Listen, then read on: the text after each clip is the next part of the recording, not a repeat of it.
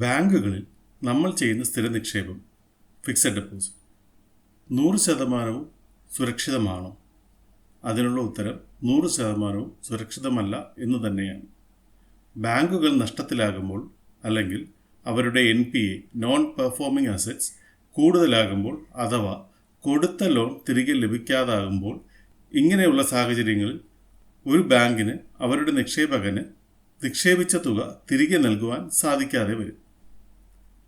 പക്ഷേ നമ്മുടെ സ്ഥിര നിക്ഷേപത്തിന് പരിരക്ഷ തരാൻ ഒരാളുണ്ട്. അതാണ് deposit insurance and credit guarantee corporation, DICGC. DICGC RBIയുടെ ഒരു സബ്സിഡറിയാണ്. DICGC ലിസ്റ്റിൽ ഉൾപ്പെട്ട ബാങ്കിലാണ് നിങ്ങളുടെ നിക്ഷേപമെങ്കിൽ 5 ലക്ഷം രൂപ വരെയുള്ള നിങ്ങളുടെ സേവിങ്സ്, ഫിക്സഡ് ഡെപ്പോസിറ്റ്സ്, കറണ്ട് അക്കൗണ്ടിലെ തുകകൾ, റെക്കറിംഗ് ഡെപ്പോസിറ്റ് മുതലായവയ്ക്ക് അവർ ഇൻഷുറൻസ് തരുന്നു.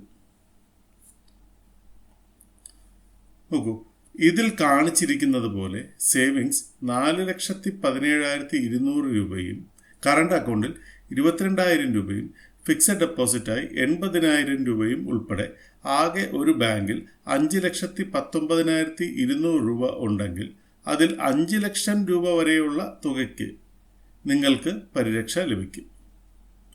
എന്നാൽ നിങ്ങളുടെ ആകെ തുക ഇവിടെ കാണിച്ചിരിക്കുന്നത് പോലെ 4,77,800 രൂപയാണെങ്കിൽ, അതായത് 5 ലക്ഷത്തിന് താഴെയാണെങ്കിൽ നിങ്ങൾക്ക് മുഴുവൻ തുകയ്ക്കുമുള്ള പരിരക്ഷ ലഭിക്കും.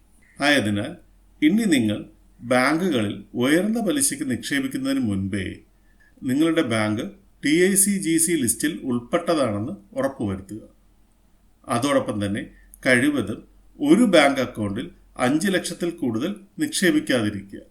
നിങ്ങളുടെ കൈവശം 10 ലക്ഷം രൂപ ഉണ്ടെങ്കിൽ അത് 2 ബാങ്കുകളിലായി നിക്ഷേപിക്കുക. DICGC തരുന്ന പരിരക്ഷ ഒരു ബാങ്കിലെ ഒരു അക്കൗണ്ടിന് 5 ലക്ഷം രൂപയാണ്.